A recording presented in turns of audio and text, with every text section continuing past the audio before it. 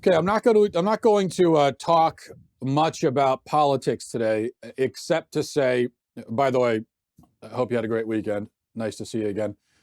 Okay, that's enough pleasantries. I'm not going to talk much about politics, except to say that I think I can predict who is going to win the Democratic primary, the Democratic nomination for 2020. And I make this prediction not based on any polling data or anything like that. I'm not even basing it on any qualities of the candidate, but just based on the fact that this is the candidate that the other side, the Republicans, are obsessed with. And that, of course, would be Beto O'Rourke. As I pointed out many times, I think he's going to win the nomination because of this.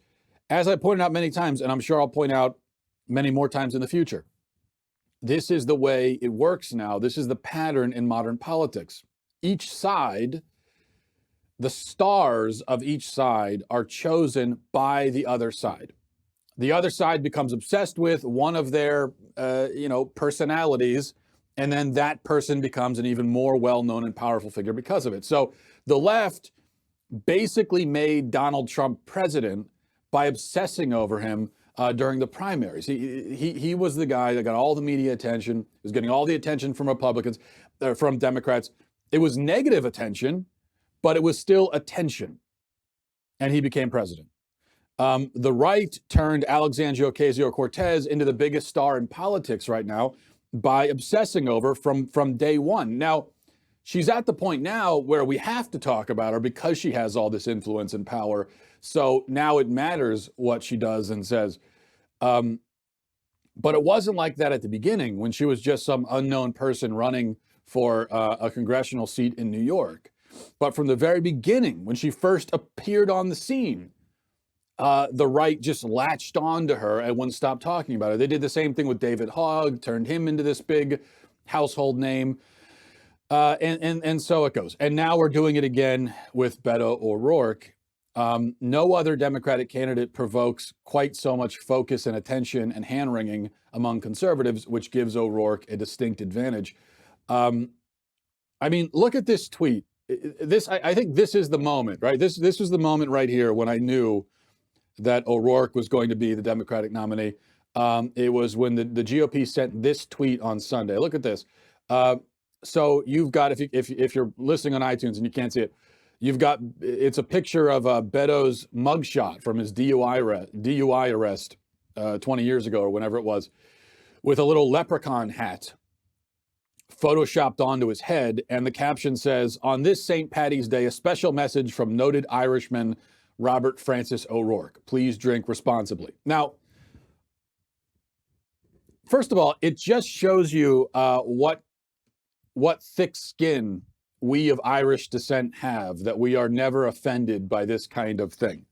But can you imagine pretty much any other nationality? If any other nationality were the butt of that kind of joke? Like, can you imagine if that were a sombrero on Ocasio-Cortez's head, and there was a little message about Happy Cinco de Mayo from the? Can you imagine the nuclear reaction to something like that? But you do it to Irish people and nobody cares. Okay, that's not the point. The point is just that O'Rourke has, for whatever reason, burrowed into the heads of many Republicans, and he's living there. And that means that he is the most talked about. And these days, if you're the most talked about candidate, well, that's pretty much all that's needed to win. And this past weekend, Republicans were going on about how, this bombshell news that O'Rourke, when he was a teenager, was part of a hacking group. And they think that that's going to make people like him less. But all you're telling is, okay, so he was a punk rock hacker in the 90s. Like, that just makes people think, oh, you just made his cool points about double or triple with that. It's not working. This obsessing over every little detail of him, it's not going to work, and it's just going to make him even more powerful. Okay, now let me step to the side for a moment. A lot to talk about today, but I want to first mention Freedom Project Academy. Look, I could be here all day complaining about public schools. In fact, I have, as you know, spent entire shows complaining about public schools, and I don't regret that at all. I have a good reason to. Right now, there are 50 million kids in the system, and the left is not trying to hide the fact. They've made it very clear that their intention, obviously, is to indoctrinate the next generation into their ideology, and to do it primarily, especially through the formative years of a child, primarily through the school system. So real world skills like reading and writing and arithmetic and American history, well, who needs any of that, right? Because now we've replaced that with social justice, gender confusion, test driven, regurgitation type instruction in the classroom. Thankfully, though, you do have a choice. You have a real choice. And that is why Freedom Project Academy was created. Everyone seems to love choice, right? We're supposed to choice. We're all supposed to favor choice. Well, here is an area where you ought to have choice, in the area of education. You ought to have a choice about the kind of education that your child receives. Freedom Project Academy is an accredited classical online school built on Judeo-Christian values for students in kindergarten through high school. Freedom Project Academy has taken the interaction of the traditional classroom and it's created an online atmosphere where, so it's kind of the best of both worlds, where you've got that instruction that you get in the live classroom, but you're online with live teachers in small classes who are going to teach students how to think, rather than just what to think, it's how to think. This is about critical thinking skills. That should be the objective with education. So go to freedomforschool.com and request a free information packet today. That's freedomforschool.com. Enroll by March 31st to take advantage of the best early bird discounts. So you have a couple of weeks left, but go right now. And don't forget to subscribe to their weekly podcast, The Dr. Duke Show, available on iTunes and more. Take back control of your kids' education. Freedomforschool.com, freedomforschool.com, freedomforschool.com. All right. Nancy Pelosi had a press conference late last week, and here's an interesting exchange. Listen to this. Criticism from the ACLU about it in regards to the freedom of speech issue. And as far as 16-year-olds voting, where do you see that going into the future? Well, I disagree with the ACLU on this. In terms of legislation, we couldn't be prouder than H.R. 1. This is about reducing the role of big, dark, special interest money in politics and empowering small donors. It's about ending voter suppression. It's about making redistricting fair. It's really a source of joy and hope to so many people in the country. I myself, personally, I'm not speaking for my caucus, I myself have always been for lowering the voting age to 16. I think it's really important to capture kids when they're in high school, when they're interested in all of this, when they're learning about government, to be able to vote. That is not necessary. In other words, some of the priorities in this bill are about transparency and openness and accessibility and the rest. That's a subject of debate. But my view is that I would welcome that. But I've been in that position for a long time. So she wants to capture kids in high school. Capture. What an apt word choice. And notice the gesture she made while she said, so we got to capture them. Capture them. She made this gesture like she wanted to grab them by the throat and drag them into the polling booth, which I'm sure she would do if we let her do it. This is an idea that is becoming increasingly popular among Democrats. A Democrat, as was being alluded to in the clip I just played, a Democrat proposed an amendment to the bill that Pelosi was talking about, an amendment that would allow 16-year-olds to vote. It would lower the voting age to 16. And it was 120 some Democrats signed on to the idea. So this is something that I suspect, as time goes on, will become even more popular among Democrats. Why? Why would a Democrat want 16-year-olds to vote? Well, obviously, because 16-year-olds are more likely to vote Democrat than Republican. But what does that tell you, right? What does that tell you about the Democrat Party, that they're saying, well, we got to get in and capture them while they're young, because if we wait too long, by the time they grow up and get a little bit older, they might not be Democrats anymore. So what does that tell you about the leftist ideology and what the Democrats are pushing? that a person is much more likely to support it when they're 16 than they are when they're like 36 and they have a family and they've lived, they've lived a little bit and they've had some experience and they've grown and gotten wiser.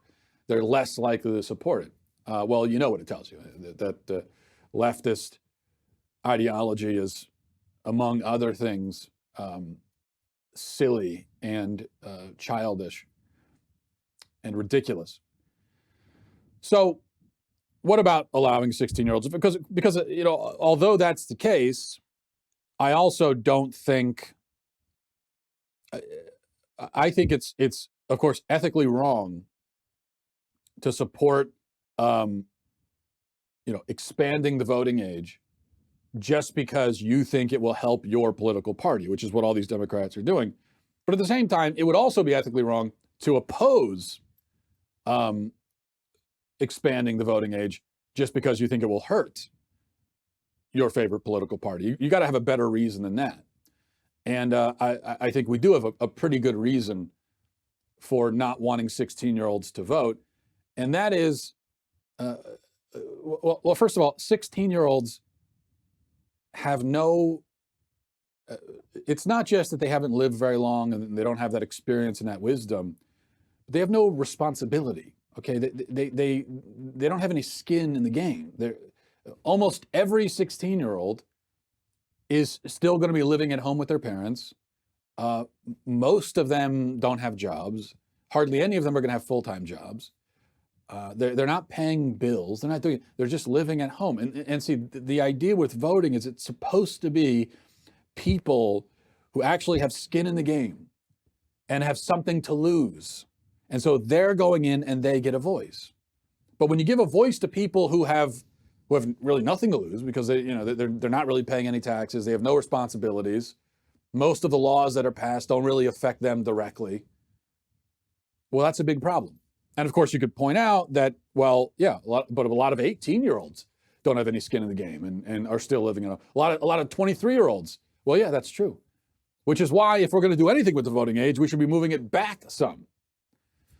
The idea originally with voting was, the idea that our founders had was, well, we're going to let landowners vote because these are the people who are really contributing, and these are the people that are going to be most affected by the laws. Now, obviously, that had the not unintentional effect of disenfranchising all Black people, all women at that time, which of course was wrong. But now we don't discriminate in the voting booth based on gender or race. So, which is great. So now, no matter what your race is, no matter what your gender is, you can vote. So we're all on the same page there. But I think that means we can go back now and sort of and look at some of those ideas and maybe adopt a few of them. Now that we've taken the racist and sexist angles out of it, so that's great. But is there something to be said for the idea of only letting people vote if they are contributing members of society? Well, there's nothing to be said for it if you have entire races and genders who are not allowed to contribute to society. But as long as everyone's allowed to contribute, then I think we could say, well, if you're not a contributing member, maybe you shouldn't be voting. And especially at 16, here's the thing about 16. When you reach 16, that is when you really start to enter into what I would call peak dumb phase. That is when you start to enter into your phase, especially if you're a guy, where you are going to be your dumbest and most reckless self. And you're going to stay at that phase. In fact, you're going to keep climbing for a little bit, and you'll hit really the zenith probably around these days, maybe 22 or 23. And then you'll start a very slow descent into maturity. But I think the idea is probably it's best to keep people out of the voting booth for as long as possible while they're in that phase. Although I will say this, although I think it's crazy to allow 16-year-olds to vote, I would be okay with it. I would support it. I would support allowing 16-year-olds to vote. And in fact, I would say, we could even lower the voting age to 12 for all. We could lower it to 7 for all I care, if all voters were required, as I have suggested in the past, if all voters were required to take a simple civics test, just confirming that they have a basic rudimentary understanding and knowledge of the system in which they are participating. If we required everyone of all ages to take that test in order to vote, then I would say, fine, you know what, we don't even need a voting age. If you've got a toddler who can pass that test, then absolutely let them vote. I'd rather have that toddler voting than the majority of 40-year-olds who vote these days. So if we wanted to go that route, I'd be all for it. But of course we're not. So it's a terrible idea. All right. Here's something else I wanted to talk about. It's taking a step back from politics or anything like that. I have been known to criticize Christian films. Generally, I find the offerings of the faith-based genre to be exploitative, emotionally manipulative, shallow, theologically suspect, and embarrassing on a number of levels. The bad acting and the bad writing would be perhaps a surmountable problem if it were actually true that, as people sometimes claim, the people who make these movies have their hearts in the right place. You know, it's well-intentioned. But I think in many cases, the thing that really bothers me about the Christian entertainment is that I don't think it's well-intentioned, and I don't think the people who make these things do have their hearts in the right place, unless the right place is their wallet, because I think that's what they're focused on. There's a lot of money to be made in Christian entertainment because it caters to an audience that will consume literally anything that carries the Jesus tag. There's a large audience, there are millions of people out there who they have no standards, they have no artistic standards whatsoever, no standards in terms of quality. But if it is faith-based, if it's Christian, I'm doing the scare quotes way too much. I gotta just, well, I'll put the scare, just, you can do the scare quotes in your mind every time I use the phrase Christian entertainment from here on out. But there are people that, as long as it has that tag on it, they will consume it, which means that it's a very profitable industry to be in, because there's no need to spend money and time producing something with emotional, intellectual depth, theological insight, artistic value, what have you. You don't need to do that. Just hit the right notes, repeat the right lines, pander in the right way, and you'll make millions of dollars. I don't think this is a good state of affairs. It isn't good because, for two reasons. Number one, it makes Christians look shallow to the rest of the world. And worse, it makes Christians actually become shallow because their religious and philosophical ideas are being shaped by the empty rhetoric they get from Christian movies and even a lot of Christian music. Now, so I say all this, many Christians will agree with what I've said so far, for the most part, they'll agree. But then they'll insist that, well, there are some good ones, right? There are Christian movies that are actually good, that are high quality. And generally the movies that tend to make it into the good ones category are movies like, The Passion of the Christ, which is not only good, but great. The movie Risen, I Can Only Imagine came out, just last year. The Case for Christ, a few others. And as I said, The Passion of the Christ is legitimately great. The other ones, I've seen most of them. They're pretty good. They're decent. Not great, but okay. Another film that has often been suggested to me as a good ones candidate is the movie God's Not Dead. And there are now, I think there are 3 films in the God's Not Dead cinematic universe, as they sort of pop up every spring around Easter time, like dandelions. Now, the original, starring Kevin Sorbo, came out in 2014, and it's been recommended to me periodically, and sometimes very enthusiastically over the last 5 years, with Christians insisting to me that it is actually one of the good ones. And I've even been told many times that it is it's an effective apologetic tool, is this movie. So finally, although I'm 5 years late, I decided to watch the movie over the weekend. And it was much, much worse than I could have ever imagined. It was possibly the most torturous thing that any Christian has ever contrived, at least since the Inquisition.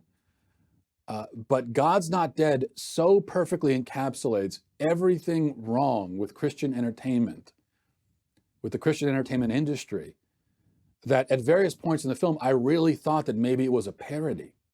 Like I really had to stop and think about, wait, is this real? This has got to be some kind of satire. You could actually make a movie.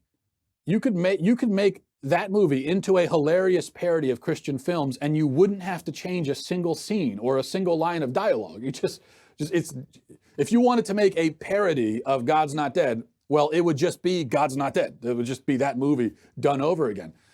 And when I say it's bad, it's not just bad in the sense of being hokey, although it is that, or in the sense of being poorly scripted and poorly acted, although it is that as well. But it's bad in the sense of being actively harmful, because it does so much insulting and demeaning and demonizing and exploiting, and it does it all beneath this Jesus-y veneer, which is what Christian movies very often do.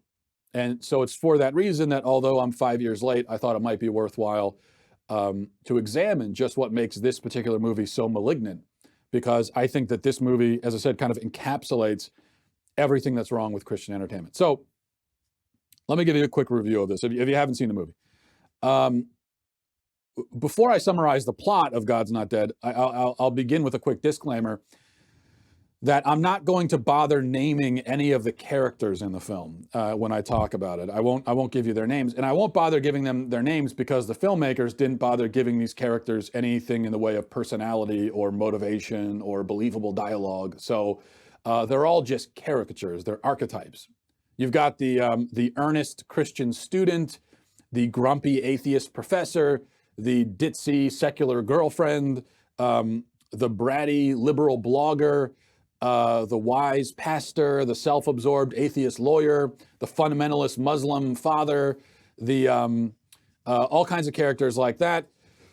We also get a cameo appearance from cool black guy who, and I swear I'm not making this up, but there's a scene where you've got this black student who introduces himself as G-Dog. And I had to stop the movie on my computer at that moment and just collect myself and say, that really happened. They actually put that scene into the movie. The one black guy that appears in the movie, and his name is G-Dog. And then there's also the slacker classmate in a ball cap who he just appears in one scene, but it was a great scene. One of my favorite scenes in the movie, when the professor, on the first day of class, the grumpy atheist professor comes out and he gives us a little spiel about how it's going to be a tough class. And he says, this isn't just going to be an easy A. You're going to have to work hard in this class. And then the slacker student goes, I'm not kidding. The slacker student goes, I'm out of here. And he gets up and he leaves the classroom. And then they didn't show this part, but then I assume he skateboards down to the local park and spray paints "School Sucks" on the half pipe. They didn't show it, but I think we're supposed to fill in those blanks. So needless to say, every atheist in the film is selfish and miserable. Every Christian is well-adjusted and generous and cheerful and nice. There are no shades of gray in these characters whatsoever. At one point, the atheist lawyer is at dinner with his bratty liberal blogger girlfriend, and she tells him that she has cancer. And so the atheist lawyer, his response is, "This couldn't wait till tomorrow." And then he lectures her for ruining his day, and then he dumps her on the spot for getting cancer. And you know what? That was actually one of the subtler scenes in the film. That was actually maybe the most nuanced scene in the entire movie, was that. So the basic plot revolves around the struggle between earnest Christian student, ECS for short, and grumpy atheist professor, or GAP, GAP. So on the first day, GAP requires all students to write the phrase "God is dead" on a sheet of paper and sign it. And they're supposed to do this, GAP explains, because God is lame and stupid and religion is dumb. And so that's why they have to do this. And So he gives this assignment, and of course, he passes out the paper.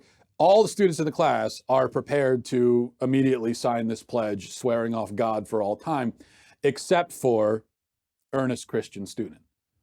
You know, he has a bit of a moral crisis, and he takes a brave stand and says, "I'm not going to sign the paper because I'm earnest and Christian." And so grumpy atheist professor tells him that, okay, well, if you don't want to sign the paper, you don't have to. But that means that you're going to have to prove that God exists or you'll fail the class. This is all very realistic, right? This is how it really goes. I've never been to college, but I admit I didn't go to college myself. Maybe this is how the classes actually work. I don't know. I tend to doubt it. So he's given this assignment that he has to, over the next few weeks, prove that God exists or he'll fail the class. So after researching the question and praying for it praying a bit, and getting a little bit of a pep talk from the wise pastor character, he finally comes up with 3 arguments for the existence of God, which he presents in 3 separate scenes dispersed throughout the film. He argues first that God exists because the universe had a beginning. Second, that God exists because of the diversity of life and the suddenness with which it came into existence.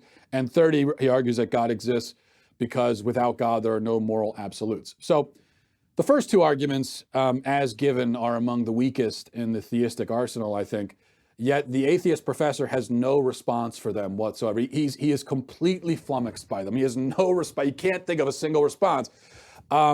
When the Christian student says that the creation account in Genesis was vindicated by Big Bang Theory, the grumpy atheist professor somehow didn't think to observe that, well, yeah, but Genesis has the earth pre-existing the universe, which is not a sequence of events that modern cosmology confirms, which I would say is a point that we as Christians can deal with, but it's not a point that the movie had any interest in dealing with whatsoever. So instead, the atheist professor has no response except to just say, "Oh yeah, well, Stephen Hawking is an atheist," and then he storms out of the room, and that's the end of that exchange.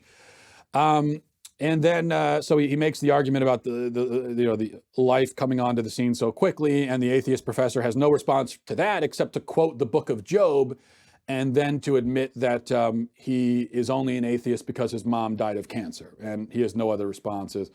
Finally, the Christian student wins the argument and the day by shouting, well, he makes the moral argument and says, well, there are no moral absolutes. Again, the atheist professor has no response to that. Now, this is supposed to be a philosophy professor who has no response for the moral argument for the existence of God, which is an argument that if you talk to Christians, it's a good argument, I think, Christian argument. So we bring it up all the time. It's an argument that every atheist has a response to because they hear it so often. Yet this atheist had no response to it. Finally, the Christian student wins the day by shouting at his professor, "Why do you hate God?" He shouts it at him like 3 times. And finally, the professor breaks. It's supposed to be, I guess, the kind of a Few Good Men scene where the professor breaks down and admits that, yes, I know that God exists, but I hate him because he took my mother from me. And then a few scenes later, the professor gets run over by a car on his way to a Christian rock concert and lies there in the rain with the wise pastor kneeling over him praying, and the atheist professor comes to Jesus in that moment with his dying breath. And that's the end of the movie.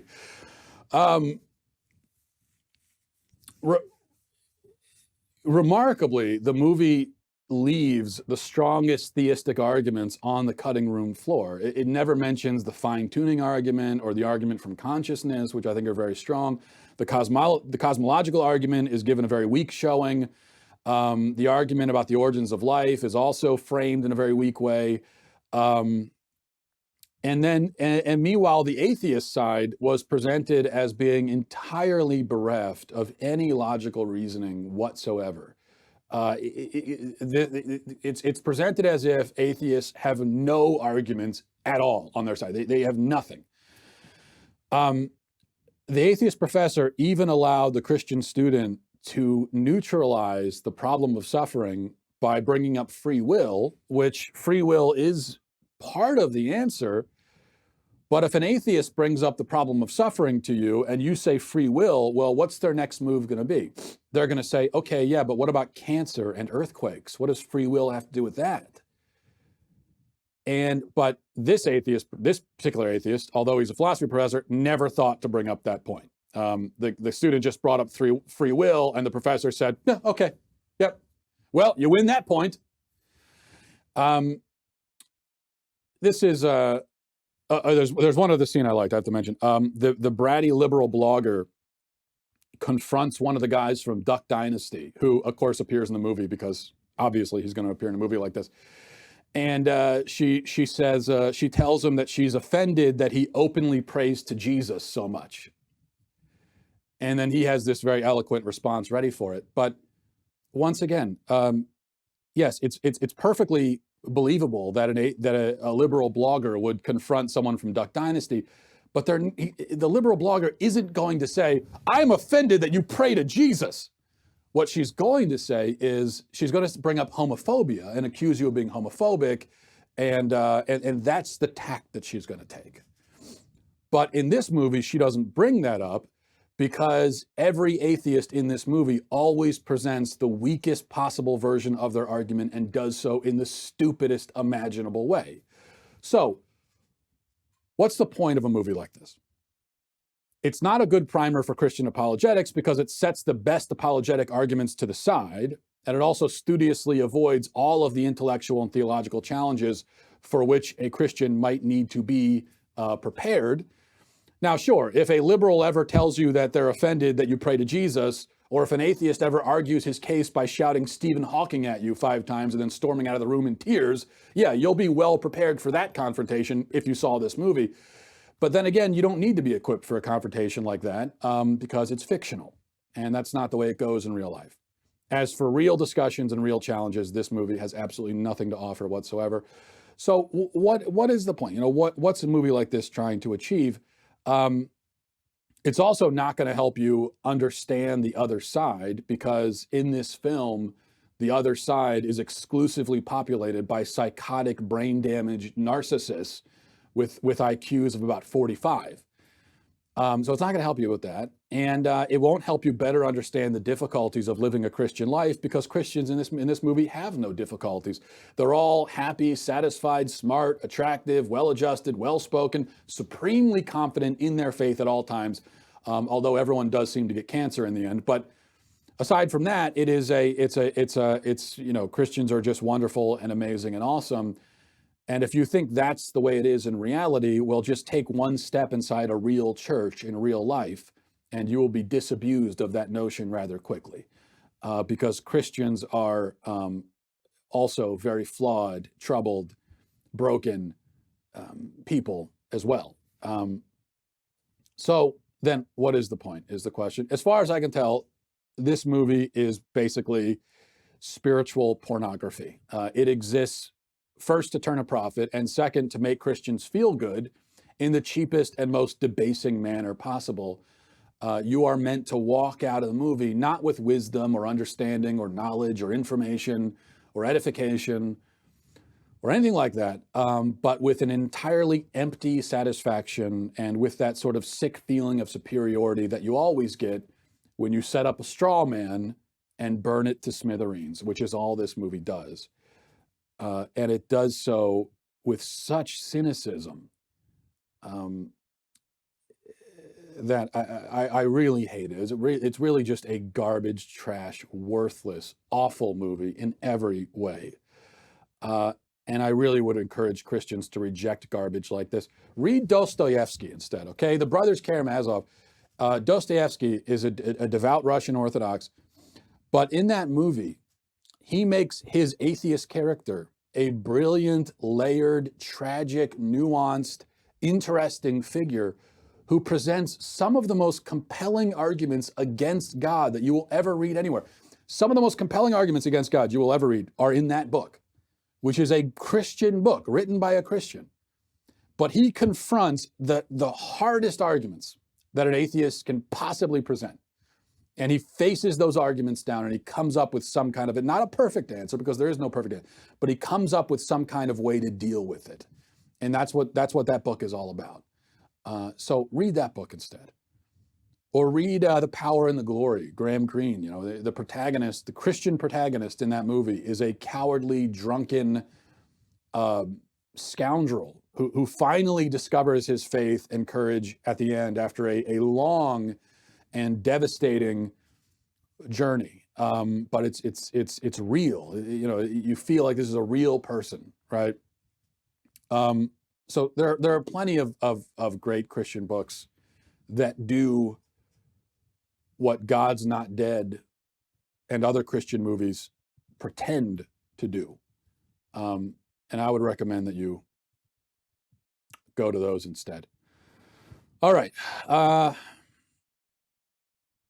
there are you know, the movie Calvary is a recent movie made not by a practicing Christian, but it's a film about a small town priest in modern Ireland who's pastoring his flock of broken and flawed sheep, one of whom he is informed in the confessional is planning to kill him in revenge for the crimes that the church has committed, sex abuse crimes.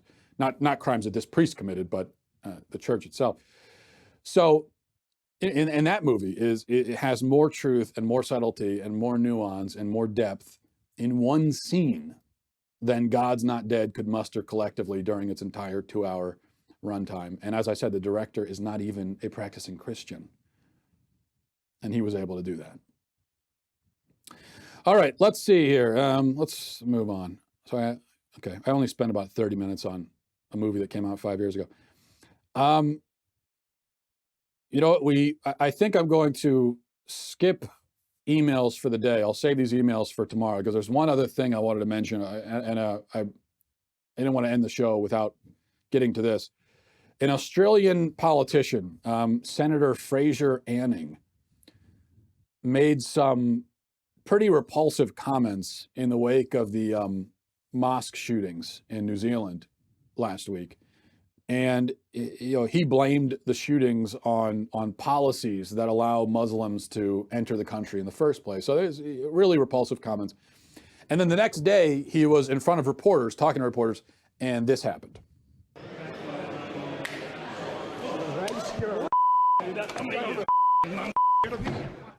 Now, a lot of people on social media were outraged that Anning assaulted a child, is what they said. Now, the kid is 17, by the way, not a child. And you know, the people that were freaking out about this, these are the same people who, most of them, who want 16-year-olds to vote, as we talked about earlier. So you can't say that 16-year-olds should vote and then in the next breath say that a 17-year-old is just a helpless child. If he's just a helpless child who doesn't know that you're not supposed to break eggs over people's heads, then they don't belong in the voting booth.